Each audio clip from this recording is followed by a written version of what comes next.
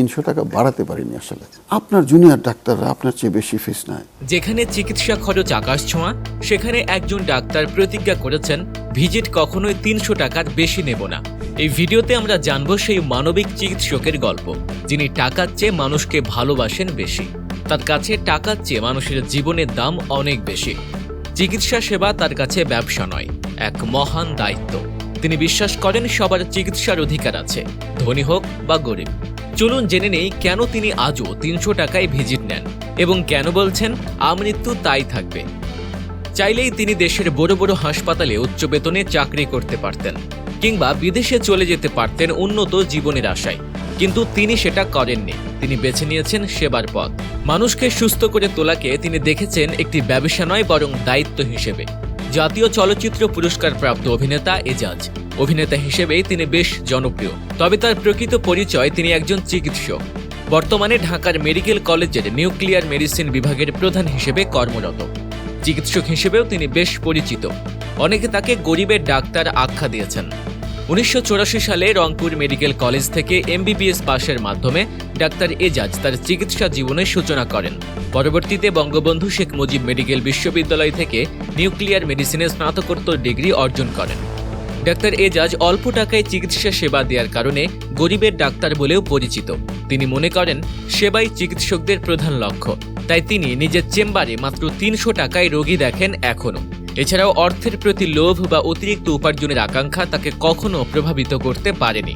তিনি এক সাক্ষাৎকারে বলেন, আমার ভিজিট এখনও 300 টাকার বেশি বাড়ায়নি। আমার যখন প্রমোশন হলো, আমার স্টাফরা আমাকে বলল, আপনার জুনিয়র ডাক্তাররা আপনার চেয়ে বেশি ফিস নেয়, আপনি তো আরও বিশেষজ্ঞ, এত কম ফিস নিলে তো মানুষ সন্দেহ করবে, মান সম্মান থাকবে না।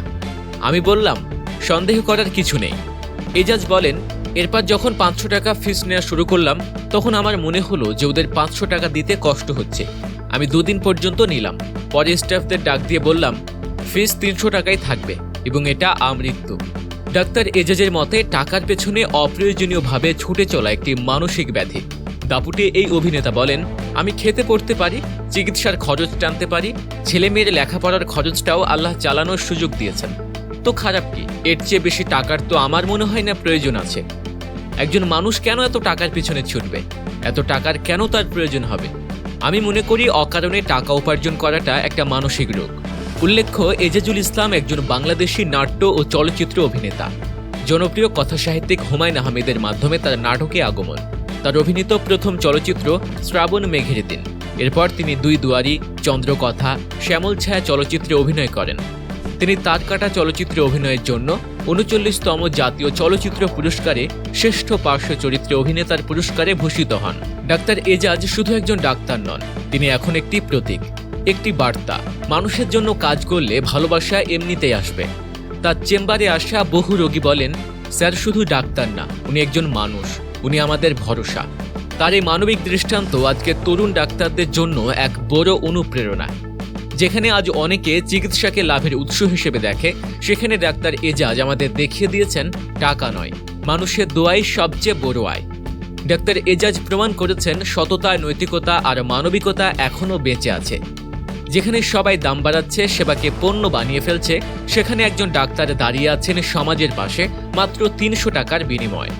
এটাই তো সত্যিকারের দেশপ্রেম, এটাই তো মানুষ হওয়ার মূল উদ্দেশ্য।